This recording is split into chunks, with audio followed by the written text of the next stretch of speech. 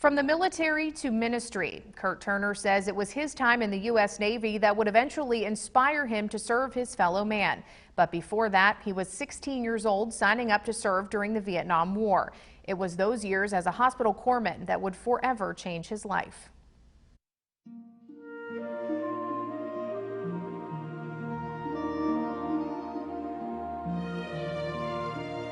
We were there to save lives. That's what we did. Kurt Turner says he doesn't quite know why he chose to be a Navy hospital corpsman, other than his desire to take care of other people. They thought I should have been a mechanic, and I told them I hardly even know how to change oil. Turner chose to go to neuropsychiatric school and was eventually assigned to the USS Repose hospital ship. If you're working at a job as a civilian, at least you go home at night. You know, you have people to talk to. What we had was just usually a few of us that worked together were the only ones that we had to talk to, and we were literally like brothers. He spent most of his time in triage. Patients were flown in, and they did everything possible to save them. There were long days and difficult moments. Turner says he will never forget the first Marine that died in his arms. As he laid there dying, he kept going like that, and that's the only sound he could get out. And I was trying to guess what he wanted. Family, this and that. And when I said prayer, he was so sedated with morphine, his eyes were closed the whole time. But when I said prayer, his eyes opened. And I prayed with him till he died. Or when he nearly died on the ship. I was in triage, and we were working on a patient who had a leg wound.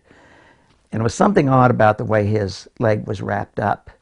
And one of the walking wounded came in, and he said, "Stop." That man had a grenade in his leg. Everyone cleared the room except Turner and the man who warned him of the trap. And he said, when we take this, release it, it's going to release the pin.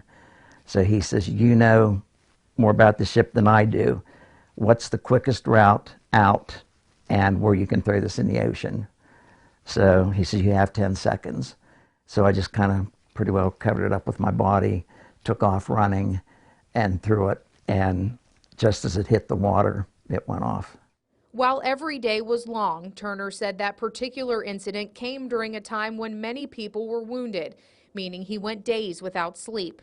My body finally said, "That's it, you can't go any farther." And we had a makeshift morgue up next to the flight deck, and we had 12 gurneys there, and there were 11 bodies with sheets over them. I took the 12th one and climbed in it, put a sheet over me, and fell sound asleep. After a year on the USS Repose, a 20-year-old Turner left the military and returned home. He says he does struggle with what he saw and did in the Navy, but throughout his life he was able to take those experiences and continue to help others. Turner is now a minister and helps first responders cope with the trauma they have seen.